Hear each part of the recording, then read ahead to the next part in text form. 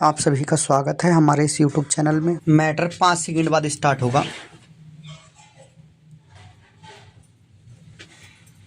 British साम्राज्य को उखाड़ फेंकने के लिए भारत के बच्चे बच्चे को स्वतंत्रता की बलिवेदी पर हंस हंस कर अपनी जान न्यौछावर करने को तैयार करने के लिए तुम मुझे खून दो मैं तुम्हें आज़ादी दूंगा का नारा देकर जिस महायोद्धा ने स्वतंत्रता सेनानियों के खून में शक्ति का संचार करते हुए संपूर्ण देश का अभूतपूर्व नेतृत्व किया, वह महान स्वतंत्रता सेनानी सुभाष चंद्र बोस किसी परिचय के मोहताज नहीं।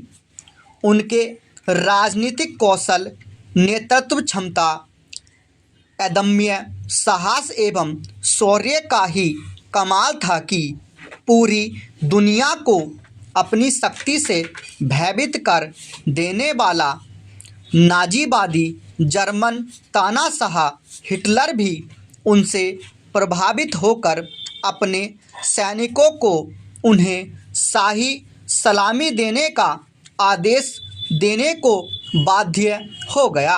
सुभाष चंद्र बोस के अतिरिक्त भारतीय इतिहास में ऐसा कोई व्यक्तित्व नहीं हुआ जो एक साथ महान सेनापति, वीर सैनिक, राजनीतिक का अद्भुत खिलाड़ी और अंतर्राष्ट्रीय ख्याति प्राप्त पुरुषों नेताओं के समकक्ष साधिकार बैठकर कूटनीति तथा चर्चा करने वाला हो।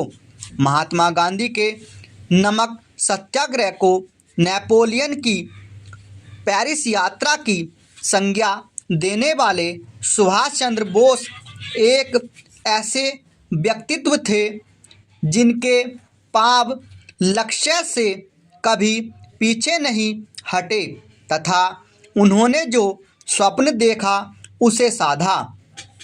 ऐसे महान व्यक्तित्व सुभाष चंद्र बोस का जन्म 23 जनवरी 1897 को उड़ीसा प्रांत के कटक शहर में हुआ था।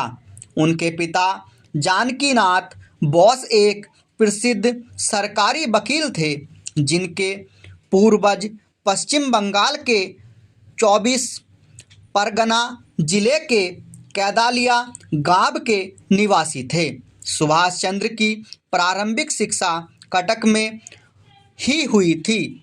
आगे की शिक्षा के लिए उन्होंने कलकत्ता के प्रेसिडेंसी कॉलेज में प्रवेश लिया। उनके पिता चाहते थे कि बोस प्रशासनिक अधिकारी बने। अपने पिता के इस स्वप्न को साकार करने के उद्देश्य से कलकत्ता विश्वविद्यालय से बीए करने के बाद वे इंग्लैंड चले गए और वर्ष 1920 में भारतीय सिविल सर्विस की परीक्षा में चौथा स्थान प्राप्त किया। उस समय आईसीएस की परीक्षा पास करना आसान नहीं था। इस महत्वपूर्ण उपलब्धि को प्राप्त करने के बाद भी उन्हें अंग्रेजों के अधीन कार्य करना स्वीकार नहीं था, अतः उन्होंने यह नौकरी करने से इनकार कर दिया और देश के स्वतंत्रता संग्राम में कूद गए। अंग्रेजों के खिलाफ अपने संघर्ष की शुरुआत करते हुए सुभाष चंद्र बोस देशबंधु चित्तरंजन के सहयोगी बन गए। प्रिंस ऑफ वेल्स के स्वागत के बहिष्कार में उन्हें प्रथम बार गिरफ्तार कर 6 माह की सजा दी गई। वर्ष 1924 में जब देशबंधु कलकत्ता के मेयर बने तब सुभाष चंद्र को उन्होंने चीफ एग्जीक्यूटिव ऑफिसर बनाया। उनके स्वतंत्रता उन्मुखी कार्यक्रमों एवं क्रियाकलापों से भयभीत होकर सरकार ने उन्हें उसी वर्ष फिर गिरफ्तार कर जेल भेज दिया, पर वह उन्हें अधिक समय तक कैद नहीं रख सकी और 15 मई 1927 को उन्हें रिहा कर दिया गया।